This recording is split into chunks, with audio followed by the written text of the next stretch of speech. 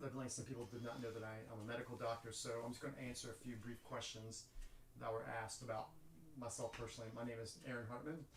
I'm a medical doctor. I am board certified in family medicine, integrative and holistic medicine. I'm board eligible in regenerative and metabolic medicine. I'm certified in functional medicine. I'm also a clinical researcher. I have a clinical research company.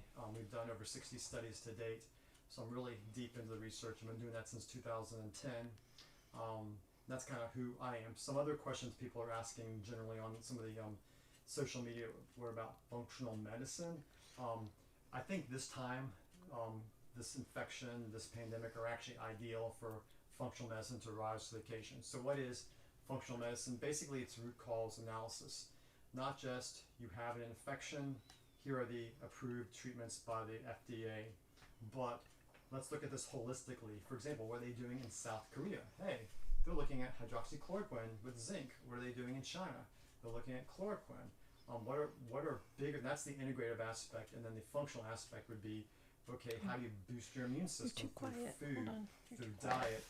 80% of your immune system is in your GI tract. So just eating differently, working on your IBS and bowel issues. So this idea of integrative and functional medicine is doing a whole systems, whole body. Something's not right with the sound. Approach to addressing your health needs. So that's kind of what integrative functional medicine is. And so I think we're getting ready to start. Something's not right with the sound. Something's not right with the sound. Which one of these is? I'm not sure. Here, let me pull this. Oh, put it back in. Sorry about this. We thought we were going to start on time, and we're starting. Well, you started on time. Let's start on time, yeah. So can anybody hear us? Are we good on Instagram and Facebook? So I was just briefly talking about, okay. I think we're good to go. Okay, so anyway, for those who just joined us, I was briefly talking about myself and what functional medicine is and how it relates to what's going on. So what we're going to do is answer some questions that have been already posed to us on social media, and then those who are with us live, if you have questions, just kind of type them in. We are able to get questions from Instagram and Facebook. If you're on a different media, we do apologize. We're only set up currently to do live questions on Instagram and Facebook. So the first question that was posed to me was actually by a family member asking if they can get COVID-19 from groceries, from buying groceries, eating them, and not cleaning them appropriately. I think this is a great example of majoring on the minors. If you all remember that game when we were kids where someone whispers into someone's ear, and then as it goes through the room, by the time it gets to the last person, the message is totally changed. I think this is one of those examples of the message being skewed. So what do I mean by that? When you look at research and they say, hey, COVID-19 can be found on cardboard 24 hours later. It can be found on metal and plastic surfaces 3 days later, 72 hours later. That does not correlate with infectiousness. So the question ultimately is not, can someone in a lab do research, take a viral sample from cardboard, for example, which is very porous, has a lot of cellulose, and actually get infection from it. And the answer is the biggest way you get infected from this is aerosolization. And the way the exposure happens with that is coughing. The particles become aerosolized and stay suspended in air for up to three hours. And so that's the first thing. Second thing is if you get on hard surfaces like metal and plastic and you touch that and touch your face or eyes, that accounts for the vast majority of infections. So I'm more worried about people in grocery stores not buying the stuff that's there, but seeing them out in public without wearing their masks, without having their gloves, without washing their hands. That's the most likely exposure you're going to get, not the boxes dropped off at your house or the groceries you buy.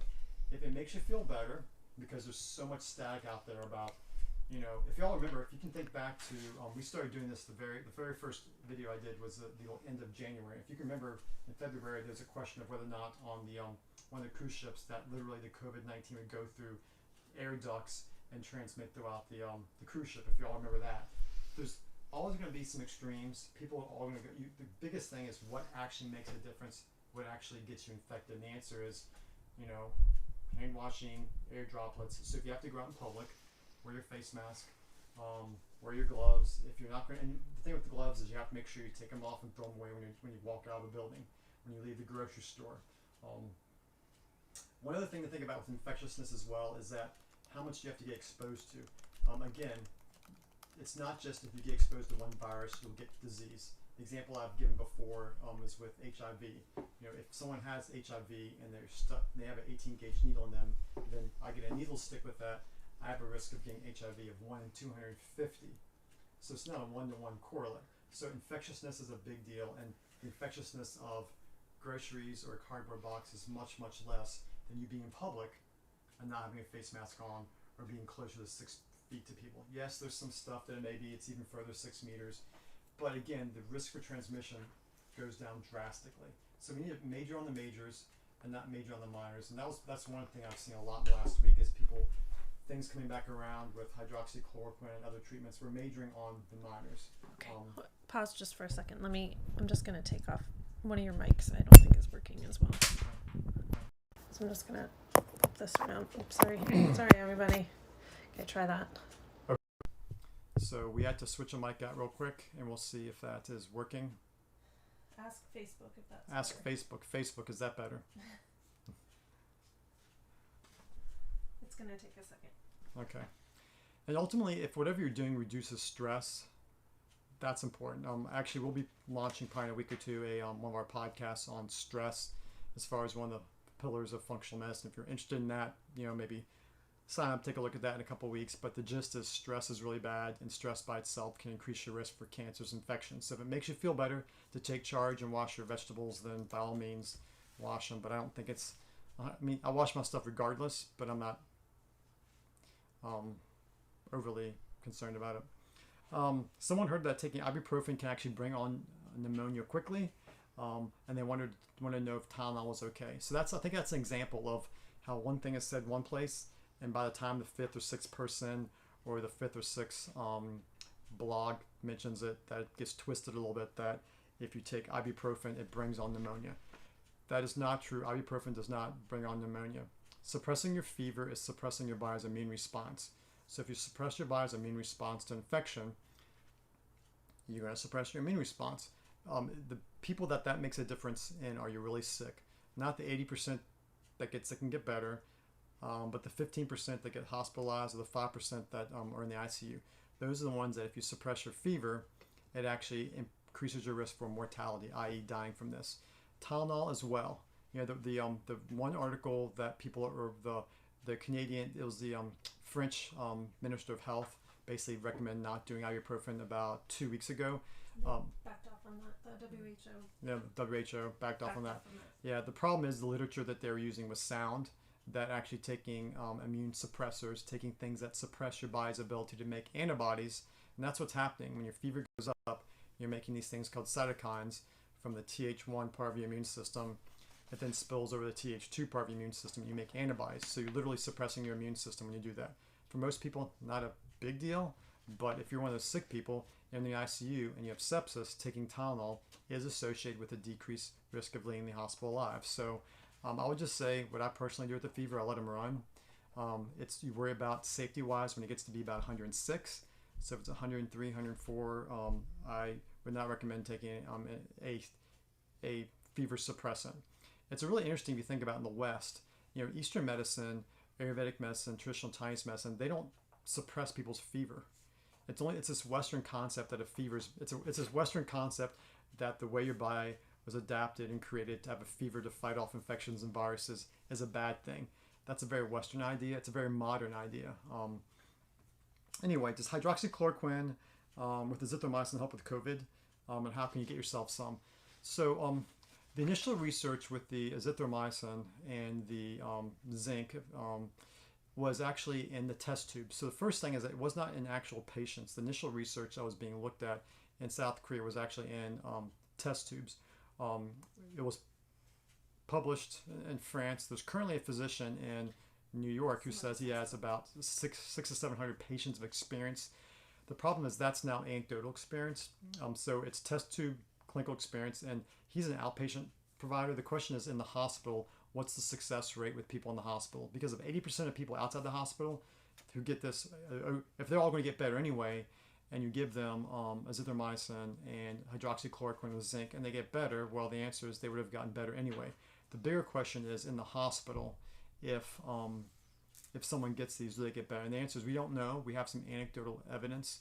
My concern is that people start buying this up on the outpatient. So now all my people are asking me for me to write this for them, and then when it's needed in the hospital, it's not available. So I would say this should be reserved for practitioners in the hospital who are having sick patients to use.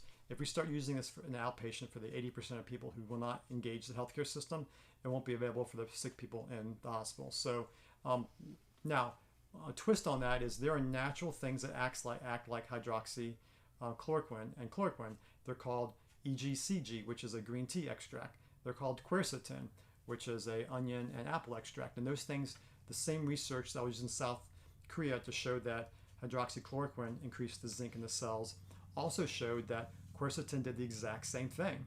So I put something out on Facebook a week or two ago. I forget now. It's been kind of crazy. I think it was 2 weeks ago, with a list of things that boost the immune system. And one of the things on there were these ionophores, things that act like hydroxychloroquine that are natural. And guess what? If we find out 4 weeks, 6 weeks, 5 months from now that the hydroxychloroquine azithromycin was a bad idea, because it can increase your risk for lethal arrhythmias called prolonged QT interval. So if you have a heart issue that you don't know about, it could potentially give you a fatal arrhythmia. So you're not going to have a side effect from onion extract or apple extract or green tea extract. So I am currently using that for myself and my family and recommending people to use that. If you want the actual protocol, it's available on Facebook. Quercetin also helps with seasonal allergies. Oh yeah, quercetin. Oh yeah, great point. My wife put a great point. Quercetin also is a mast cell stabilizer.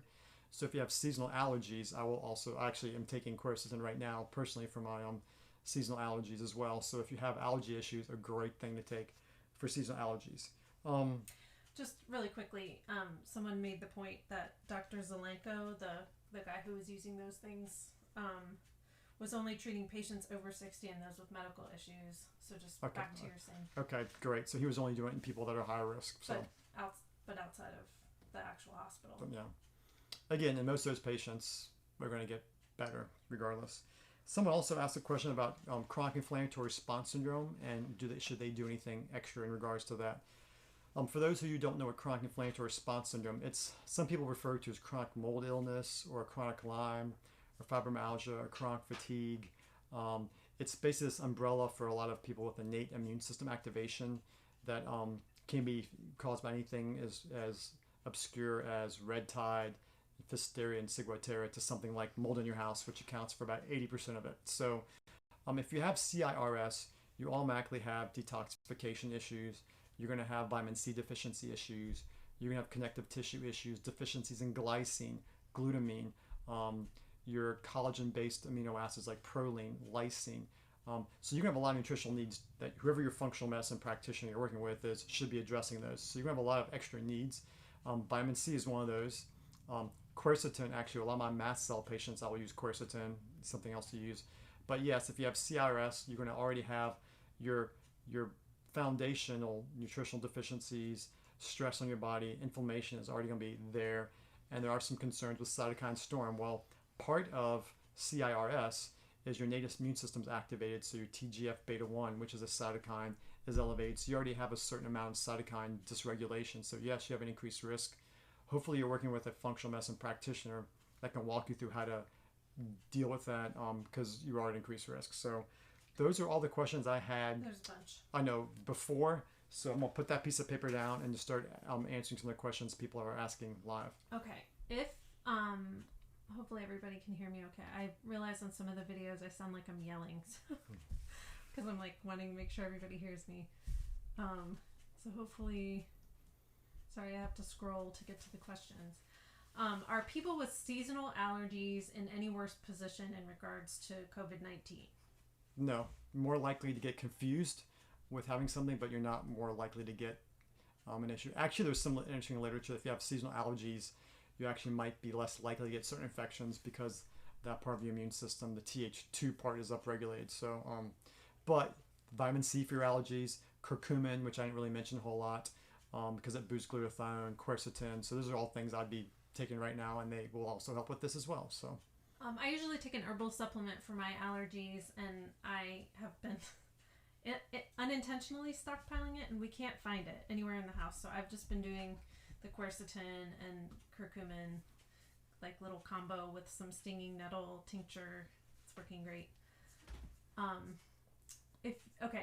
Mark Hyman had mentioned that if you're overweight, you're 3 times more likely to die if you get the coronavirus.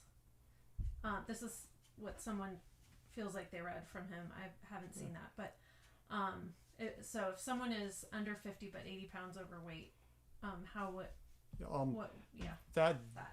that is actually true.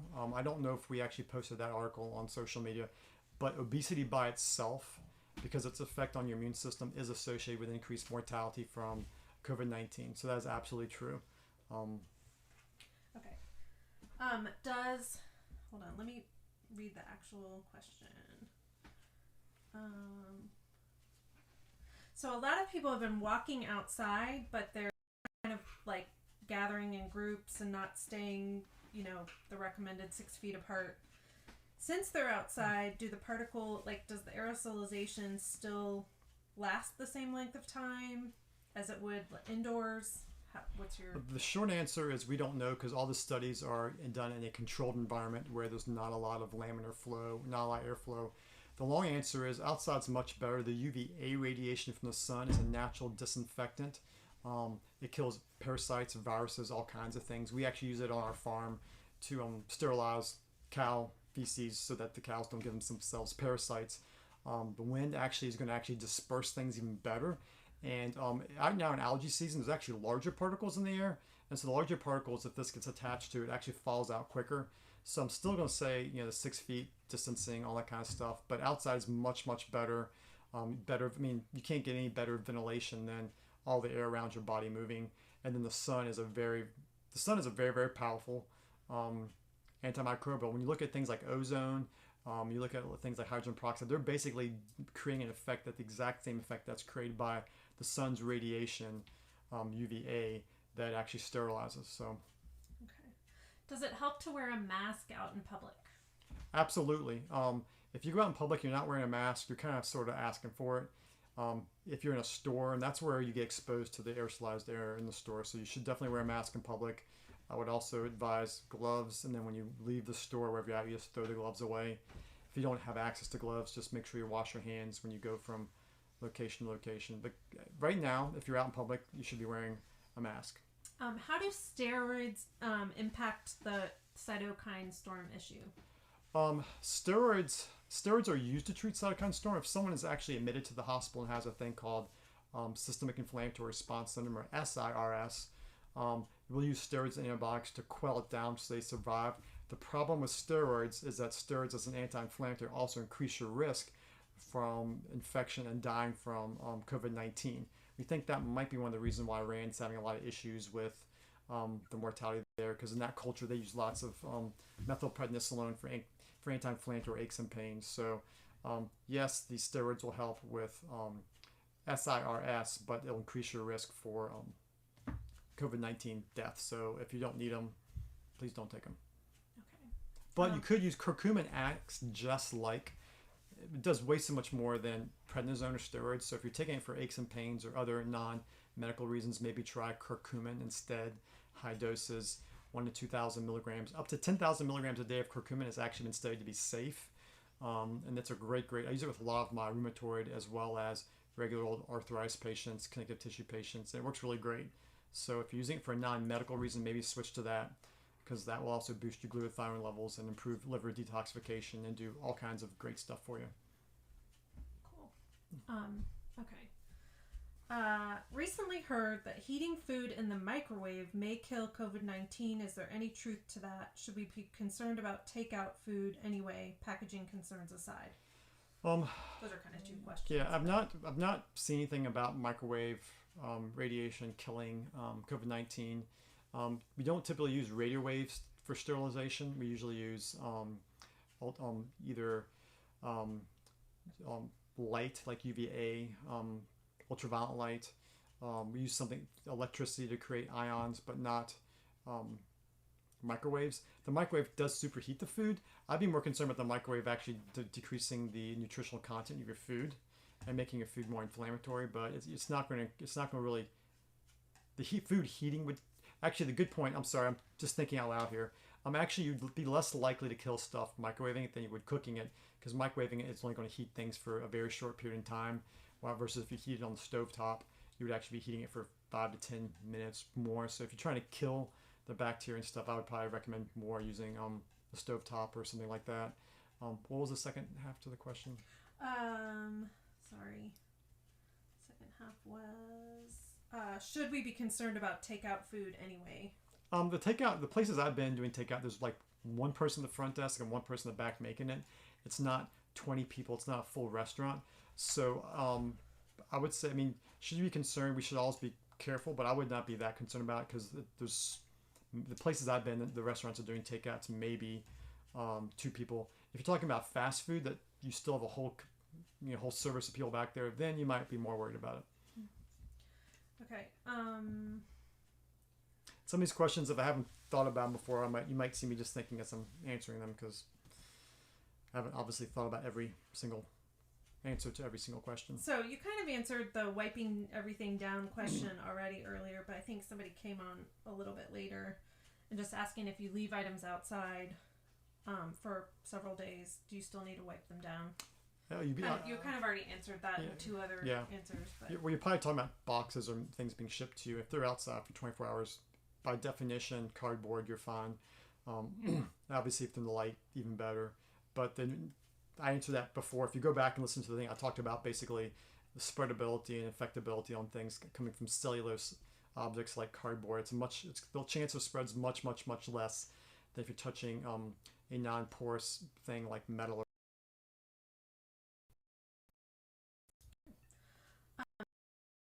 Use the masks, or should you throw them out?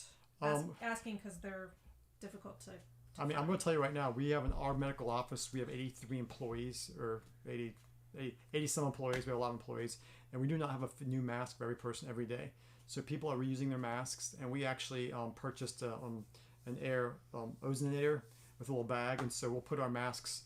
I personally put mine in every couple of days for about an hour with the ozone to sterilize it. But I think you're okay to keep on using them, because the reality is people don't have infinite supplies of these masks, so we use them. Another person just joined and is asking again about ibuprofen increasing your risk of getting the virus or making it worse. Sure. Or taking some allergy meds, and it's in some of them. Yeah, short answer, I answered that before. Short answer is yes, it does. If you want a longer answer, just kind of listen to this once we're done. Okay. Is it better to go to the store and be in the infectious environment, or do pickup in which someone else is touching all of your groceries? It's an issue of exposure. So one person spreads this to 2.5 to 3 people. So if you're in a store where you have 20, 30, 40 people, by definition, your risk for exposure is much greater than if someone's just packing something up and giving it to you.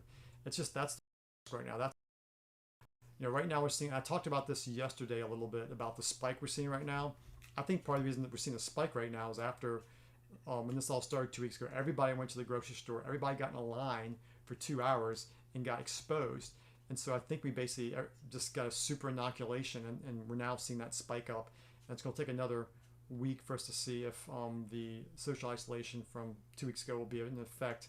But we're still going out in public. People are still going to stores and getting exposed. So that's the biggest issue, is just going in places where other people are.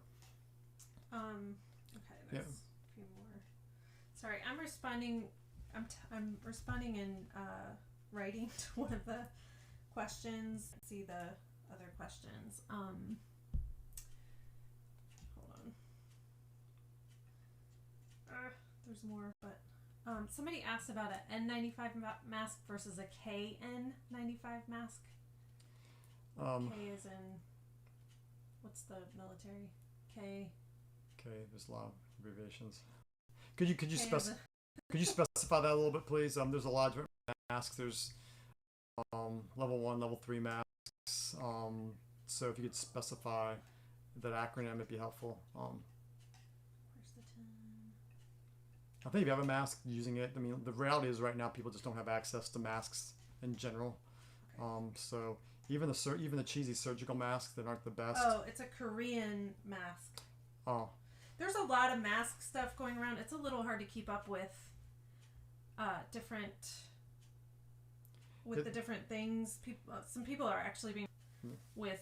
I saw another one today, which I'm not going to mention because we haven't researched it. But yeah, the N95 basically refers to particle size that's removed, and then the other numbers refer to the media itself. And so it just says Korean. The Korean. So, but the N95 is just it removes particles to a certain size, and that's what you're looking for. I have a HEPA filter in my for patients who've seen me in my office recently. Seen coronavirus air filter. It filters down to 0.3 microns, and the particles for the COVID-19 actually attached are 0.6 microns. So literally, the HEPA filter I have is filtering out those particles from the air. So that's where the 95 part comes from, is how small the particles are filtering out. And so with the surgical masks, yeah, they are getting some stuff out, but if you have someone else has a surgical mask, let me refrain. You got to wonder why Japan is not having as much spread as we are in other countries. And there's more stuff coming out about that. There's more stuff, but one of the things is there's every year mask up. I don't know if you remember seeing pictures from the past where it's flu season and pretty much you'll be on a plane or a train in Japan. Everybody's got masks on. I was out this past weekend. No one had a mask on. I did not see a single person with a mask on. I saw one person with gloves. In America, we just don't do a really good job of personal protection in public, in general, compared to other Asian countries. Are people with diabetes more susceptible to getting COVID-19? You're not more susceptible to getting COVID-19. We're all going to eventually get it, 78%. You're more likely, if you get it, to have complications from it. People with diabetes, hypertension, obesity, those are the specific chronic illnesses. They are definitely, if you get it, complications. Ultimately, we're all going to probably get exposed. Between 70 and 80% of the population are going to get this thing. So, make sure you're managing your diabetes as best as possible. And the higher your sugars, the more likely you are to have complications. Same thing with hypertension. Obesity, the larger, if your BMI is over 40, your risk for complications is much greater than if your BMI is over 30 versus 35. So, okay, I think we got all of the questions. Okay. Well, thanks a lot for everybody for coming out. Hopefully this was helpful. Hopefully this information. The reason we're doing this and keep on doing this is it's like our way of giving back. It's our way of contributing. And I usually don't pay a whole lot of attention to social media. I usually don't pay a whole lot of attention to newspaper articles about medicine. I just do the research myself and go to PubMed and go to the original sources. It's been really interesting for me to see how literally we can have someone talk online about chloroquine, using that for treating it, and someone somehow takes fishbowl cleaner, passes away from it, and then all of a sudden it's like, oh my gosh, it's just amazing to see how things are being everything is so based on what's the word I'm looking for, just the shock factor that people are going scared, and there's been a lot of misinformation out there. So I'm hoping that this is a more level-headed, more reasonable source of information. People can get the questions answered. At the same time, we can all just kind of keep our head in the games and stay healthy and be safe. So with that note, if you have additional questions, please feel free to push them on to social media. If you're looking for information about functional medicine, functionalmedicine.com will have a lot of resources, food planning guides. There's even resources as far as books, reading books if you want something to read to learn about this kind of medicine. Yeah, I got one more that just came in that I think would be worth mentioning, just because the longer the distancing goes on, the more this type of thing could happen that people might need to know. Someone's son had an emergency appendectomy, or I guess this would be any kind of emergency, obviously. He went to an emergency clinic in town. He was the only patient there at the time. To another hospital, straight to the OR, and then he was discharged 2.5 hours after surgery from OR recovery.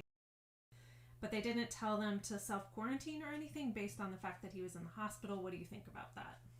Or how should people handle it if they're in a situation where they have to be visit the hospital? With that logic, every person who works in the hospital would have to self-quarantine at the end of the day. When you get admitted to the hospital, the people you're interacting with are washing their hands. They're wearing their devices. They screen you before you came in. When you get your surgery, everybody's scrubbed down, cleaned down. So if you're just going in for a routine, not routine, because everything routine's closed down, but if you're going in for a emergent thing, you leave, you shouldn't have to self-quarantine. Obviously, if you have your appendix removed, you're going to be at home for a while regardless. But you have to realize, with that logic, then I would have to self-quarantine every day after I come home from work. And so would every person in the hospital, and that's obviously not happening. So if you were to develop a fever, the average incubation period for this is like 5 to 7 days. If you were to develop a fever, then hey, you should probably get self-quarantine, maybe get tested if it's available in your area at that time. But otherwise, I'll just say stay home, rest, sleep, get lots of bone broth, chicken noodle soup, coconut water, get your vitamin C. All my patients after surgery, I usually have them do glutamine, vitamin C to help with healing. Works actually good for scarring as well, but keep that immune system boosted. I'm laughing at chicken noodle soup because we don't usually eat noodles. Yeah, we don't eat noodle. My wife's like, we don't actually do the noodle part. We just do the chicken and the broth part. But most people just have the noodles in there. We just usually do other things. So with that note, thanks for coming out. And we will talk with you later. If you have additional questions, keep on posting them. As updates I feel are appropriate, I'll be keep on making those as well. And if there's anything you want to hear about, let us know as well. Otherwise, I hope you all have a great rest of your afternoon. Take care and be safe.